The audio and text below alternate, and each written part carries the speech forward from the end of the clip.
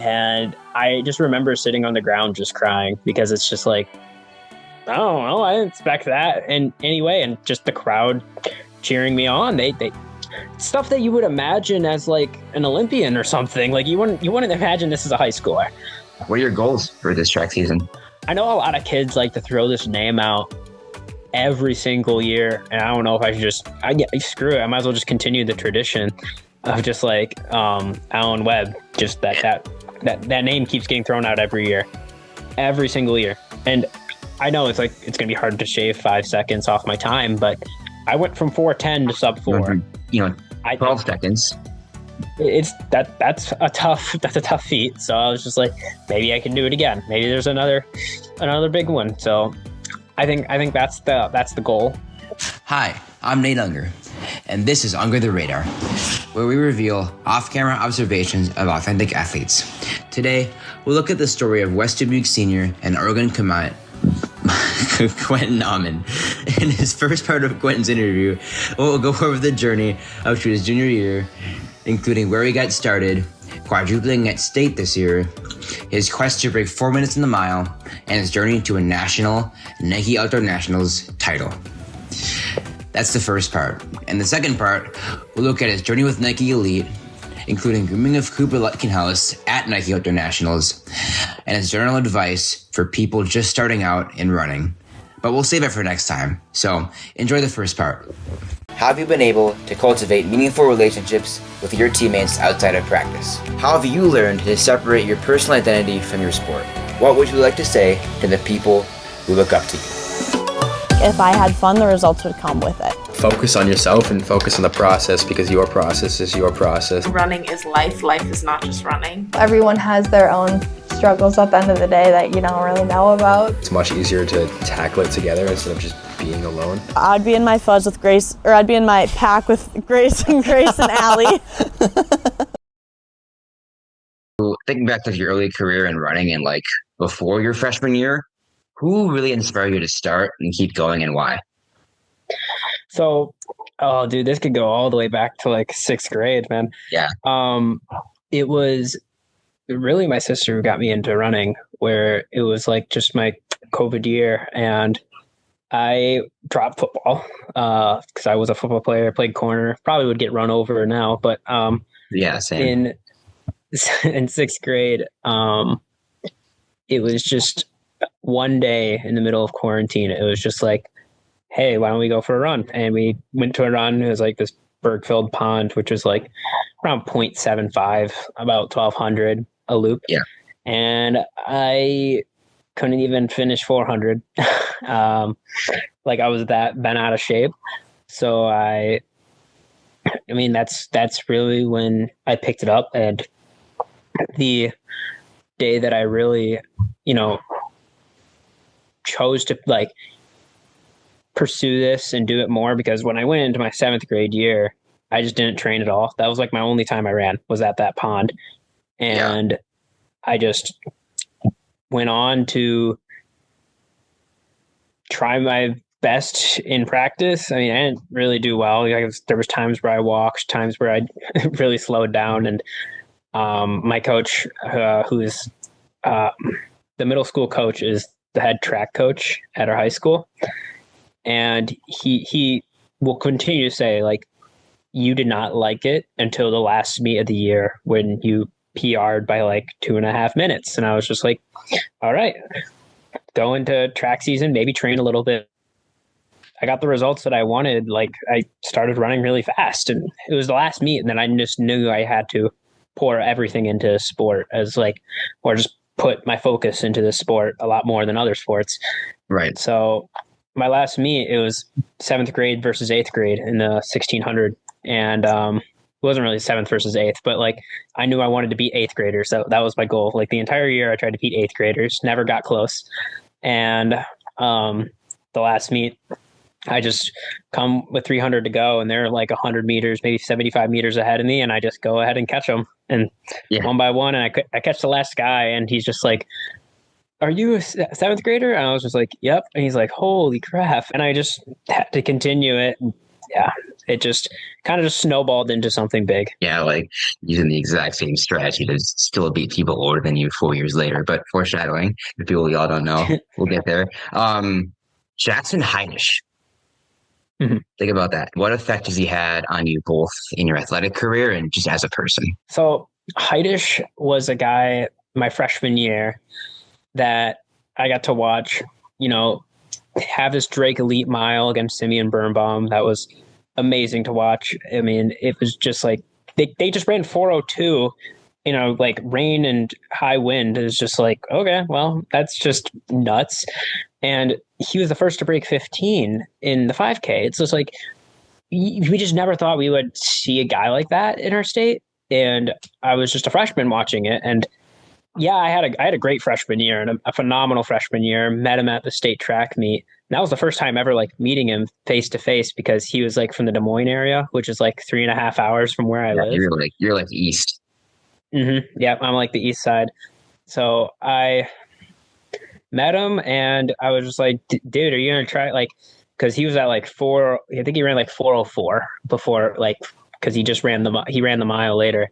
And I was just asking him, I'm like, do you have another shot to break 4? And he said, well, Festival of Miles. And I was just like, oh, well, I'm hoping to see it. Like, that would be an amazing feat for anybody. I mean, regardless if it wasn't on the home turf, it was just awesome to see, because it's just, no one's done it. And I was a freshman and I just was in complete awe after he did it. But like, he was just very respectful to me as a freshman. And then now, like, I feel like I could text him right now and he'd be willing to maybe just have a conversation with me, which is just amazing to see these guys that I look up to just, casually talking to me. And I'm just like, all right, well, I guess I'm like, yeah, I'm supposedly one of those guys, but I just see them as one of one. And they labeled him as the king of Iowa. And I was just like, I've always had people walking up to me saying I'm the king. And I'm just like, I'm never going to take the title. I'm not, because that was it. It takes one to inspire another generation. And once one person does it, more people are going to do it. And then it's just more common. Like when he broke 15, I ended up breaking 15. And then this year alone, I think we had 5 guys go into our state meet breaking 15 in the same year. Yeah, so exactly. Yeah. It's just a tale as old as time. I feel when someone just paves the way. I mean, I can think of a runner actually, fun fact, I'm from Minnesota, and I grew up like 30 minutes away from Wayzata, who won NXN. And one of their runners named Abby Nekinicki, and she just paved the way for them. She qualified for World Cross. She ran NXN. She did all that stuff. She led her team. And it's just interesting to see like the way that she led her team. Obviously, I was too young, but see the way she led her team and how she displays such a great example of work ethic to them. And then 2 years later, they won NXN as a team. And it's just such a cool ripple effect that I think that you really highlighted, that I think is just so, it's a lot more common, I think, than, because y'all don't like do stuff by yourself. It's always because someone else did it for a purpose. And it's like coming to see that for Jackson, seeing what he could do and show what's possible for you, especially in the state where, 4 flat's never been approached before. So seeing him do it. Yeah.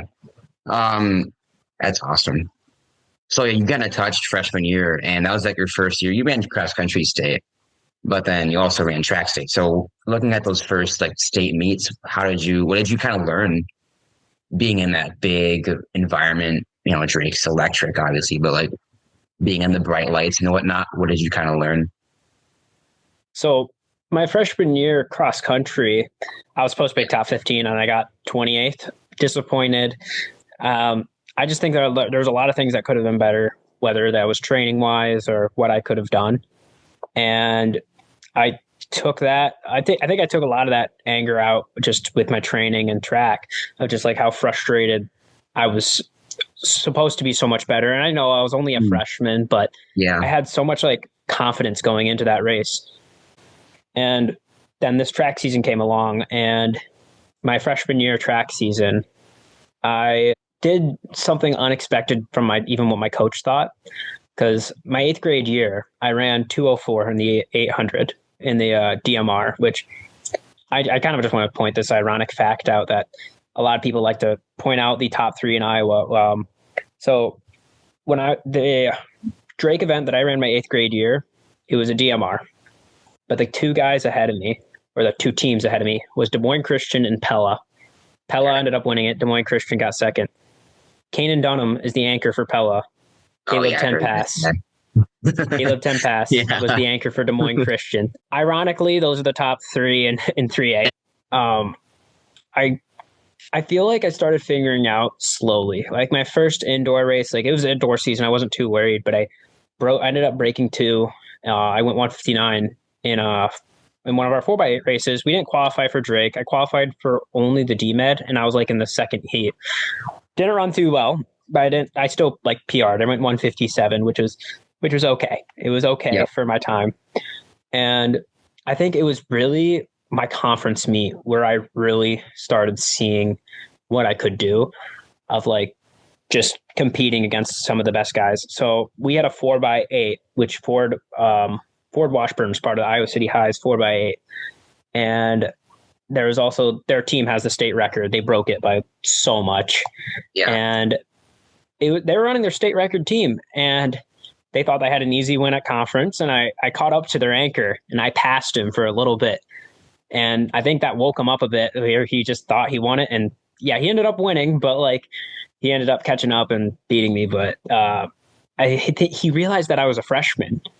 And I remember just later on seeing on Strava that like he says big things in his future. And I was just like, oh, okay, really cool. So, and then I was like, okay, we need to spiral this into state. I ran 3 races, my 4x8, DMed, and Open 8. So 4x8, we got second. We ended up getting second, and I ran 156. And then my second race, I went even faster, running 155. And then it was just happened to be my third race. There was this guy that scored 38 points for their team. And I was just a freshman. He was like the senior that was on fire. And it was the last lap. I was just like, I know who I had to keep up with. I mean, he was very easy to see. He was like 6'3", and I was like 5'7". And just, I have to look up to see him. But we ended up coming around the last 200 meters, and I passed him for a little bit, and that was like my moment of just like the announcer saying my name and just being labeled as the freshman from Western Dubuque. That's who I was, just the freshman. He didn't even know, he didn't even want to say my name. I was a freshman from Western Dubuque at the time because I just haven't built a name yet. And he ended up winning the race, but I ended up running 154.5 and breaking my school record. And that was the fastest 800 ran by a freshman in our state. I was just shocked. And I mean, it gave me a lot of confidence to go into my cross country season to run a lot better. Awesome. And when you got better during, I mean, so this could be more applicable for later, but do you think that when you got better that the pressure increased for you? Or did the pressure increase for you when you just got better at handling it so it didn't seem as much? See, I haven't really felt like pressure in my time. It's kind of weird. And I don't know if it's just because I'm like half the time I'm just smiling and vibing around because it's just like, it's just fun, or it's just like, I haven't had the pressure. I haven't had enough pressure because I've never been the one usually counted on to win early on in my career. Yeah. Yes. Like my sophomore year, I just never had, like, I wasn't bet on to win until probably my fourth race at state. That was like when I was bet on to win. And that spiraled into junior year too. But like, even then, some people my junior year had doubts because, again, the guys got better. Trackflation really happened. But yeah, I haven't really felt the pressure. And I just know, like, if I can go out there and race with the best, compete with the best, and even if I lose by a little bit, I'll be satisfied because I just know I tried my best to leave it all out there. So I was watching, I was biking back from I don't know, who knows where. And I was watching a running pod with Taven Kitchen. And the kind of the motif from that was like Taven believed in himself before he saw like, the evidence. If that makes any sense. Like he kind of believed before he had any evidence, any results to back it up. So thinking about that statement, I guess what that is, like in the context of your sophomore year, how did that play out? So I'm like, in other words, like what did you think was possible for you coming into sophomore year of track? See, and a lot of that, what I thought was possible, like I wrote down my goals early on, and they were definitely like, I think they were good goals, but then my coach looked at them and she was just like, I actually think you can run way better. So it was really, I gotta say, my coach gives me a lot of confidence. I mean, that's just, I feel like that's just her and what she does. And I mean, I've had confidence, but I don't think I've had as much confidence as her in myself. And that really just helps me a lot. Like Taven talked about like just how much a coach believing in you can help you believe in yourself. And I agree with that completely. Like it does help you. How'd your sophomore year go and what'd you take away from it? My sophomore year, so that went really well actually for me. That was the first time I've won 4 state titles. That was the first time, the first coming. Like it was my junior year, but like not as fast as times. Like the times were fast, but they weren't junior year fast yet. So We'll get there. I just really just started cranking out a bunch of like 32s. And I mean, I didn't run the 32 much. I ended up getting out kicked to qualify the 32 at the Drake Relays for the Drake Relays. And I think slowly but surely I started figuring out these races of like how to compete in them and, you know, just find the guy and run against him. And that's what I did. And I'm very proud. I've won my 800 title for Drake, which was my first Drake flag ever, and an insane kickoff too. So yeah, I mean, overall that sophomore year was very, very bittersweet. And then we ended up winning the team title too. So there's nothing more sweet about that. Yeah. So, and then after you won state, was it 4 titles? Yeah, it was 4 titles. Yeah, it was 4 titles in my track season. So then after that, you went to Hoka Festival Miles and you ran the 8. So how did that go? And what was it like kind of trying that out new competition for the first time? And what did you learn from that experience? Oh, the 800 was amazing, actually. Like I was the only sophomore in that field. And that was also just all out, just an amazing atmosphere and a fun race. And it was very funny because we ended up we flew. So from Iowa to St. Louis, because my coach had a friend that had a plane, I guess, but we ended up flying down and it was like a 40-minute flight or like 20-minute flight. It was very quick, but it was just an awesome event that they put on, and there was just nothing better to be there. And that was also the first time I met Fast Horse too. I don't think Fast Horse remembers me as a sophomore, but that was the first time I met him and met one of my future teammates too. I guess, how did the race go and what did you really learn about, I guess, kind of your abilities against this level of talent? Because before you'd raced, the Iowa talent, obviously Kane and Caleb were great, but against this kind of level, what'd you learn coming out of it about what you could do? Well, I just learned that the guys that have some of these guys have insane kicks too, and that's what I've learned. Like I made a risky move in my 800 race where I took the lead at 200 to go, and I ended up paying for it. I started hitting lactic really hard and hit a brick wall kind of, and that's when I just saw more guys just started flying past me. But it was just interesting to see how every race can play out, and I mean, you just got to put yourself in a position to compete with the guys, even if they're bigger, more 400 to 800 guy. I think I'm more of an 8 to 16 guy, but I was able to compete with the 4 to 8 guys. I asked you the exact same question again. So this time you do have the evidence that you can perform. So what did you think was possible your junior year? Oh, I remember writing down goals, and I was just like, the first time I wrote down goals, I was just like, I wanted to make them as insane in my mind, as insane sounding in my mind as possible.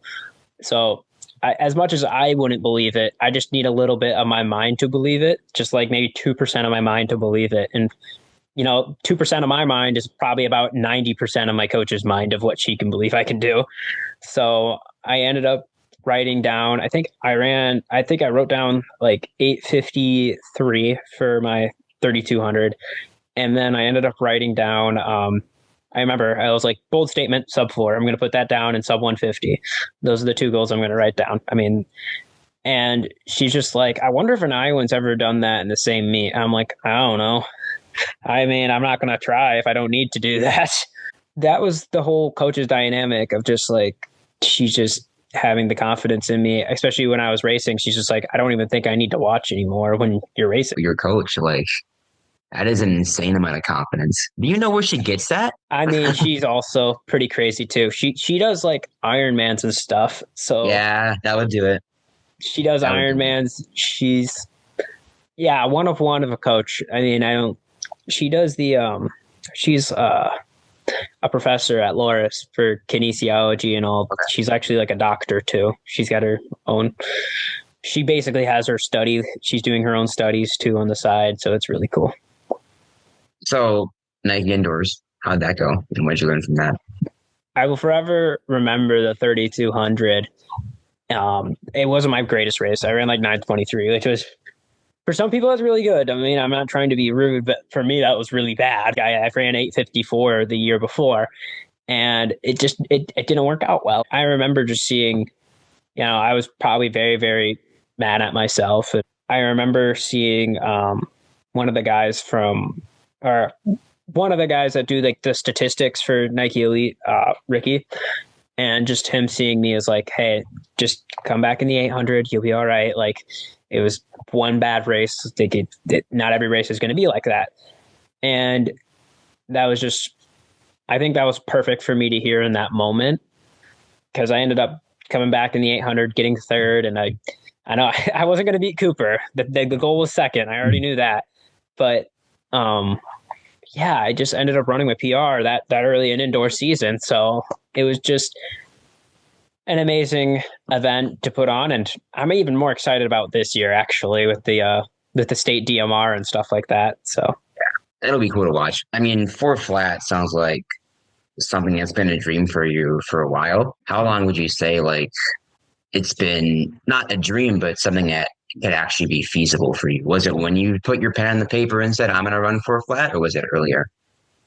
I think it was my sophomore year after I ran 4:10 at the Drake Relays.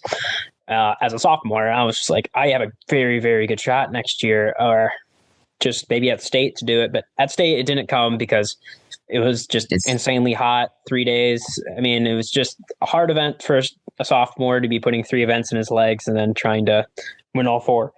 So I was just like, all right, well, we're going to aim for it for next year. It took a lot of thought, definitely in the summer and over cross country season, of like, how fit am I? In my junior year, I ended up breaking 15. I'm just like, I think I'm fit enough to break 4 if I'm breaking 15 in the 5K. So yeah, that was just my whole thought process behind that. It's going to take a while, and it's going to take a lot of work, and it's going to hurt. I knew it's going to hurt, but it's just, how much do I want to work for it, and how much do I want it? Yeah. Are there some races during the regular season, your junior year, that really started to build your confidence in realizing that 4 flat is something that's actually going to happen, rather than, it's possible? I think the real confidence booster actually was Drake, to really see where I was at. I ended up running the 32, the 8, and the 16. I was the second person to do it since like the 60s. That was the last person who did that. And I remember going 3,200. I was just like, all right, if they're going to let me sit and kick, I'm going to sit and kick. I mean, they know I have a kick, but I'm going to sit and kick if they're going to allow it to. So I ended up closing in 55 in the 3,200, with my last lap being that. So I ended up just really noticing that, holy crap, I can run some good times. Go to the 800, I just ran my PR again in the 800. not disappointed because I ended up winning the flag again, which was the whole goal. We're going to try to clean sweep. And the 1600 comes around and I run 4:05. And that was because a kid really took it out and just pushed the pace. And I just knew I need to stay with him. And last lap comes around, I need to pass him at 200 to go and get away from him as much as I can. So that was the whole confidence once I ran 4:05 and knowing that there's going to be some really, really good guys. Before like a big meet such as state, I mean, you hear the term like controlling your controllables. Mm-hmm. And you kind of mentioned it before where you said that if you had put your best foot forward and, you know, you controlled your attitude, you controlled what your ability controllables were, and you controlled your effort, then you'd count that as a success no matter what the result was. So in looking at like those three things, like attitude, controllables, and effort, like what do those things mean to you in prepping for big races such as state? My coach always has this quote, and it's like, control whatever you can control. You can't control the weather, can't control someone steals your spikes. Like, just imagine someone steals your spikes. Can't control like just how somebody maybe shoves the person, or can't control how the person shoots the gun. You can't control outside factors other than what you can do. What can you do in the race or anything prepping in the race to get better? What can you do? And if something bad happens in the race, how do you respond to it? And she noticed, like, the one thing that my coach always noticed is like how I respond to certain moves, whether that's like them trying to really break me or them to either just try to out kick me. Like she just knows how I can control myself and control my emotions within the race. I mean, that's all you can do. Yeah, exactly. So then what happened at state? That was a very, very doozy of a meet. Like it was a blur. I have to admit that. Like I just can't remember. I definitely remember all of it, but it was just hard to process during the time that I have. But now that I've really, really processed it, it was just crazy. So the 3,200, I just ran for the win. I ran 8:57. That was enough to win. That was all I needed to do. I ended up closing in like a 55 or a 54, and I felt really smooth that entire race. Like I was just like, I closed at 55, but I was like not on the ground dying like I usually am. And I was like, all right, on to day two. Like I got to focus on the next thing. So day two is the DMed. The DMed, I can always flash back to this race of being like, I think everyone knew after I ran that race, I was going to do crazy things in day three, because day two is where I remember getting the baton in seventh, and there was 8 people in my heat, and I got the baton in seventh. And when I got the baton, my mentality was, shoot, we were not supposed to get it. I just need to put myself in a position to hopefully win, maybe get second, just like, because we were supposed to get the baton ahead of Des Moines Christian, who Caleb Tempass was anchoring. I knew he's really fast, and I was just like, well, I can't let him get the baton before me. Well, he got the baton before me, so I was like, well, time to play catch up. So I remember just flying down, catching up to people, and once I got to Tempass, I think in my first 300 meters, I was like, okay, we're gonna hang on to him until he starts either slowing down or I need to pass him I might need to dive for the finish or something like that. So I stayed on his shoulder, and I think I found this one little gap, because he ended up running 151, but I found this little gap that I was just like, I actually feel really good. I'm going to just give everything I got right here. So I caught him, and I went into first, and I just started moving and putting a gap on, and I ended up crossing the line at 3:24 for our team. So our DMed, if for anyone who doesn't know, I was weird where they do 2:248 for the DMed, which is most people's sprint med. But I ended up crossing the line, and our announcer announced 3:24. I was just celebrating with my team because we won, which is just awesome. But then I hear him say 1:47 for my anchor split, and I'm just like, oh my gosh. Like, what the heck just happened? And I can remember my moment of just my teammates turning around because they were about to walk back in on the infield. Then they just turn around when they hear 147 and then see me react to it.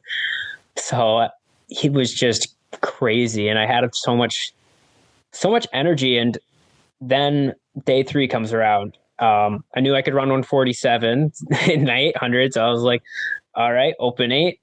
I'm gonna try to go 149, and it was kind of off script for how I ran 149 because they let me lead the whole race, which interesting. Yeah, it's different. Like I've never led a race, and I remember like going out the first maybe 150, and then what I do sometimes is I'll slow down to let someone ahead of me, but then they didn't want it, so I was like, all right, I'm taking it. So I ended up running 149, and that was something I was very confident I knew I could do. That was sub 150. That was your goal. Yeah, that was my goal. I knew I could do it from the day before. Yeah, I was like, I did it the day before. I could do it today. Just 3 hours later, and I remember just sitting in the stands with my teammates, and they're like, "Well, you're gonna go for under 4," and I was just like, "I don't know, man. I don't know." And just like, they asked that question while I was just eating a peanut butter sandwich that one of my teammates made. I head down, and I remember going out in the first lap in a 59, and I was just like, oh my gosh, this is going to really hurt now. Because it was Dempass who took it out again, and I was in second, and I was just like, all right, we're going to sit on him as long as I can. We went out 59 and then 60 flat and then 61. And it was the final lap, and that was when the crowd noise started getting a little louder. Like people were, I ended up watching the clip later. People were just standing, like everyone was standing up because they knew since I ran under 150 twice that I could break 4, or at least one of us could break 4. I said, okay, with 225, I'm going to put my head down. I'm going to pass him, and I'm going to give it everything I got left. The moment I passed him, the announcer's voice, I couldn't hear it anymore. Like he was screaming, and I couldn't hear it. You can't hear it in the video either. No, I can't hear the announcer anymore. Yeah. And usually you can. Like his voice is so iconic that you can hear it. And that's when I knew like these people were aware of what I could do. And I come down 100 to go, and I just keep moving along. I think I can see the people from the infield yelling at me to, finish the race, finish it. And I cross the line, and out of my corner of my eye, I see 59 on the board. And I was just like, no freaking way. And it was just something that you would see out of just something that you wouldn't even imagine. No one thinks after you run under 150 you'd break 4, and I didn't expect that out of myself either. And there was like a funny story because we also do like goals before the state meet too, and I wrote sub 150 because I knew I could do that. And my coach is just like, I better not see a 4 in the minute spot for the mile. And I was just like, all right, well, I don't want to put 359 because a lot of people say you're going to see it as a barrier. So I just put 358.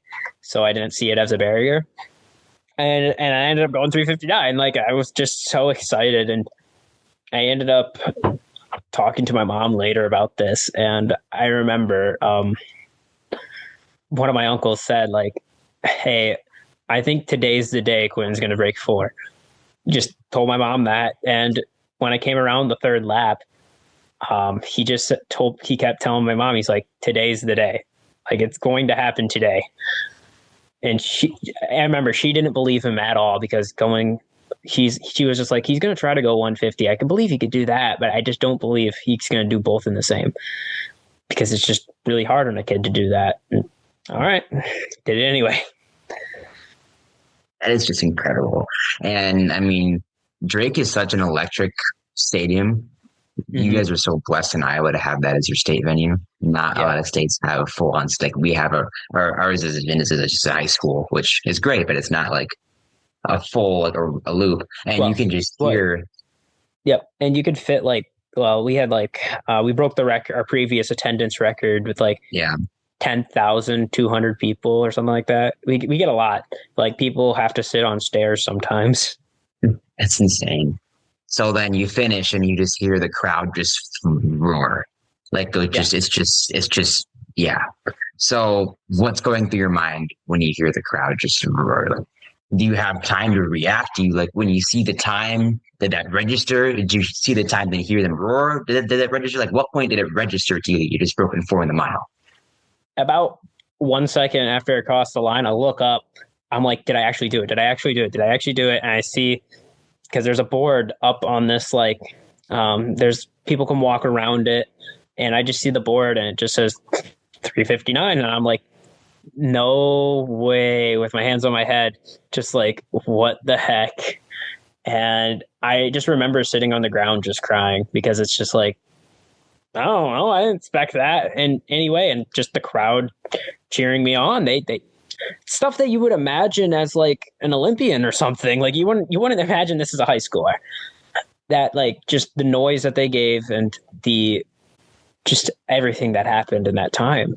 Like it was just insane. And I feel like the after stuff was even more insane of just like interviews, seeing people for pictures, stuff like that. Like I don't expect that ever. Like I'm pretty normal. Like just end up going the next day. I'm back to work. I'm going to work. Back at the Hy-Vee. Like that was how I was. It was nothing different. Yeah, it just seems like you don't see yourself as someone who's like a superhero. You just seem like just as a random guy who just trusted the process and just did the work and just believed in himself. And I think that's just so much cooler of a story than the guy who had it all and just, had it all. But you just kind of, I mean, you told me about like the first time you'd run around the pond, that 1,200 mile or meter loop, and it was just you just putting the same just trust in yourself as you did at the state meet. It's just incredible. And like the support. I mean, could you expand a little more on like the support like that you had during that run at state? Like obviously your coach was there, everyone else was there, but who are some other people during those? Was it 3 or 4 days?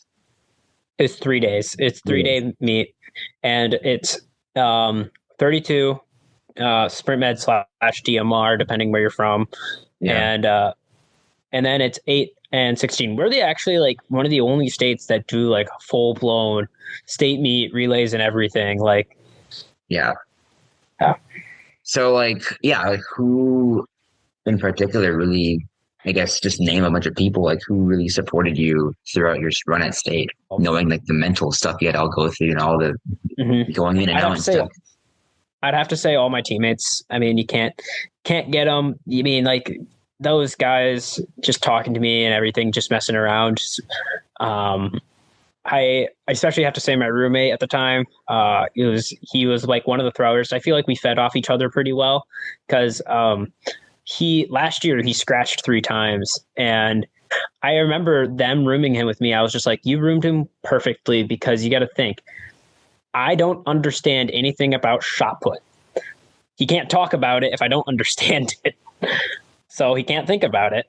And he got second, which he wasn't supposed to get second. So I especially have to say him, just like he might not understand, but he was always just like so supportive. And especially I also have to say another one of my throwers was awesome too. I remember crossing the line and I actually got the bullet casing of my sub 4 bullet, like because he ended up taking it out of the chamber and giving it to me. I remember standing up, and if you watch the news clip or anything, you can see that I put the bullet in his hand and close his fist to make sure he holds. I was like, hold that on for me. And that was the main thing. It was just my coaches and definitely also my family being so supportive, and my parents definitely understanding, because I remember when I was like, I need to get full into this running thing. I remember the time where they didn't really understand running. They definitely do now. And it was the moment where I had to tell them, I'm like, I was just like, because they thought I was like, running crazy mileage, which it wasn't. I was running like 30s to 40s at the time. I'm like, I'm not running anything crazy. I just need to run 6 days a week. And they didn't understand that at the time. They do now. They are 100% so educated on running. And I was just like, just let my coach. You can trust her. And then I had to just bring up all of her accolades, and I think they trusted her. But it was at the time period where they're so supportive now, and it just wasn't just one side of the family, because more of my family came to see me run, and it was just awesome. And definitely, lastly, I mean, no matter what, if I have to thank the Iowa running community. They don't, if they don't think I love them, I love them all, because like, I don't think I get to where I'm at without them, if that makes sense. Yeah. Because Oh yeah. Whether they're graduated, like I still keep in touch with the guys that are already graduated. So, I mean, it's just an amazing community, and I love each and every one of them. So Festival Miles, you mentioned before that you didn't really feel like you were the favorite, or like you didn't feel any of the pressure of like being the favorite. I mean, it's debatable whether you actually were. That's up to interpretation by obviously the people outside. But I mean, if you don't think you were the favorite, who do you think people were kind of focusing on at Festival Miles that year? Oh, by the way, for people that don't know, Quentin raced the mile and not the 800 this year. So yeah, this year and mile. I feel like the favorite that year had to be the Crater Boys. I mean, yeah, they were on a tear, and I have full respect for them. I mean, both of them, including, and whether they are either doing good or bad, it doesn't matter. I have full respect for them. I definitely think I could have ran faster, but like, granted, I feel like everybody got gun shy from the fall. Start, the fall. If people don't know about that, the first gun went off and there was like a bunch of shoving, and then a kid later on found out, broke his collarbone. So, oh my gosh, they didn't tell you. I didn't say that in the podcast I was watching. Yeah. So I think that just made everyone gun shy, and then we took it out in 302. And then I closed a 54, and I had to go into like lane 3 or lane 2 or 4. It was so you were like second to last on the last lap, if I remember correctly. Well, a second to last with I was like 200, I think, with like a K to go. No, not a K, 600 to go. I was second last, and then 600 to go, second last. And then with 50 meters, then I got into like 7th or 6th. I started moving up. But this was still like fairly packed. Like this wasn't an open and shut race. People were switching leads over and over again. And like, again, like you had to go out to like lane 2, lane 3. So like, what was kind of going through your mind, like the beginning of that lap, and then, all the way to the finish? Well, I remember with 600 to go, I feel like I was sprinting the entire time. I'm not going to lie, but I just know in my mind that like I have different gears where I had to slowly pick up the pace, like not slowly, but like switch gears drastically. And with maybe 400 to go, I was just like, all right, we're going to catch up. Get in the middle. And then 250, I was like, all right, everything I got. I could burn up right with 50 meters to go, but you know what? I will not care, because I know I left it all out, and I try my best. 250 to go, I passed Josiah, and that's when I know I was like, all right, foot on the gas. I'm not having a flashback of last year. And there was a little bit of a flashback from last year, because with 75 meters to go, Josiah passed me for a bit, and I just saw him on my shoulder, and I was just like, whatever he does, I am going to pump my arms and try to get away from him. But I knew, I was like, this is so hard to get away. I'm like, when is he going to leave me alone? And then the last, I think, 15 to 10 meters, that's when I saw him, move back behind me, and I crossed the finish line. I was just like, oh, I just I just won. Like that was even more shocking to me than like I think it was the second most shocking. I think state was more shocking, but that one was very, very shocking to me of just running against these. Why would I say? I basically call them juggernauts because they're really good.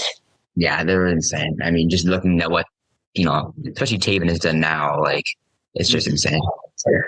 Which 4 flat do you think felt better and why? I'd have to stay in my state one because I feel like that one was a little bit more even split. Oh, I was thinking like more like emotional, like satisfaction. Oh, emotional? Oh, yeah. Still state. Yeah. It's our state's never seen that on the home turf, so it's always awesome to give that to the track fans. If you didn't achieve 4 flat this season, would you have still felt happy with how the season would have gone? I think I would have been, but I definitely would have not been so satisfied without like I think if you take out 4 flat and said I won all these races, right, then I'd be pretty satisfied. I think I definitely would still be hungry if I didn't. I mean, I'm definitely still hungry as I'm going on because I'm like, well, now I have more eyes on me of like, well, this is the kid who can run 358. Like he's done it before. We know he can do it. We know he's basically got the target on his back. And again, I don't think I'm going to look at myself as target on my back. I don't think I will. I told my dad this just today. I think I'm going to keep the mentality of the underdog. And as much as people are going to be surprised, wow, you're going to keep that mentality. Like the best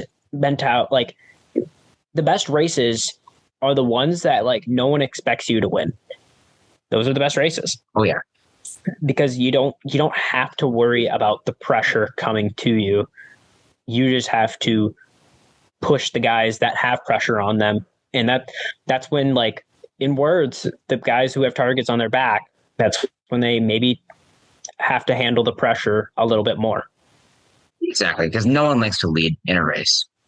Mm-mm. Both like physically being there and also like feeling the pressure going into the race, being the favorite. And I feel like you have kind of, I guess, benefited from not being that person or not seeing yourself as that person. And I think that's one of the reasons why I think you've achieved so much success at such an early point in your career. Yeah. So Nike Outdoor Nationals. So this is your first one that you went in, right? Yeah. And knowing that, outdoor. So knowing that people like Corbin, who had raced last year, how did you kind of, I mean, this will probably go back in the previous point, like how did you kind of approach Nike knowing that you were kind of at a disadvantage because you hadn't peaked for it, you hadn't like been there, you hadn't experienced it before. So how did you kind of handle that? I just treated it like every other meet. And I think in my mentality, I was just more excited the fact that I was in Eugene, aka my future home. I think I was just more excited about that. And also excited the fact that my uncle who lives out in Washington, I got to see him. So I think that such a positive moment. I think I just went in with the mentality of just, this is a fun meet. If I have a down day, I mean, I think I don't have to worry so much about it because I've proven myself before. Like it is what it is. And I remember when Cooper went like 145 in the rain, I ran 150. I was just like, I would have been happy with that 3 weeks ago. Like I can't be disappointed about 150. And then I came back for the mile and it was all fine. But I definitely felt a little, I was definitely feeling the races from the season coming on. Yeah. How'd your mile go? The mile went very well. It's just Evan Noonan. Oh my gosh. It was a close race because I remember I had to outlean him. That was scary. Running against Evan. And full respect for Evan. I really liked meeting him too at the hotel and everything. He's an amazing guy. And if you look at like myathletic.net, you can see the pictures of like how much 100th of a second looks. Yeah. There was like a big like that. Yeah. That lean actually helped me win. Yeah. But I remember passing him and the guy who does the stats and stuff like that. I remember him in the past telling me like Evan has a good kick. So if you pass Evan, you better be giving it everything into the line. I gave it everything, and I was definitely hitting a, a wall with like 25 meters to go, but I was just happy to get it done. And yeah, it was definitely like a close race and a fun way to show my uncle too, of just like, cause he never got to see me race. Oh yeah. About the last time he probably saw a track was probably when it has to be a while back since the last time he's seen or like been on a track, because I don't know how you go from like a little track in Iowa to Hayward Field. It's a big difference. So how did NXN go this past year, and how do you kind of view cross country races differently than track races, if you do? Okay, NXN, I have to say I was a little disappointed, but it was a very long season for me, so I can't take the negative out of that. I gotta take all my positives from what I had this season, especially with my state meet being great. Having the all-time state record was awesome, but I think the state meet record was more important. I feel like if you have the state meet record, that's the true state record in my opinion. You can have the state all-time record, but you know what you're gonna have if you have the state all-time record? Technicalities of like, oh, this course is short, this course flat. Like you're always going to have technicalities. So I was just like, I'm not gonna deal with that, and I'm gonna try to break the record at the state meet. More importantly, I broke the record. I didn't run a great NXR, but I qualified, and I might have not ran a good NXN too, but I think I was just happy to qualify and make it to where I had to go, and definitely still hungry, but I have this track season, and we'll just have to see. Yeah. What are your goals for this track season?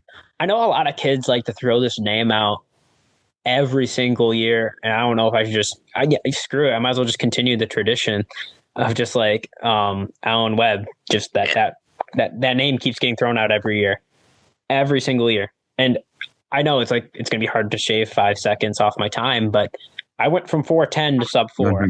Mm-hmm. 12 seconds. That's a tough feat. So I was just like, maybe I can do it again. Maybe there's another big one. So I think that's the goal. Just break 4 again. That's just get really far under 4 as I can. And the 3,200 record at our state has not been broken yet. It's like 850. So I definitely want to break that for the 32. And then I'd say the 800 is the last one I want to run around one in the 146 range, hopefully around there. So that would be really cool. But yeah. Last goal, just for fun. Break 50 seconds. I have yet to do that in a 400. 400. That'd be awesome. Wow, that was awesome.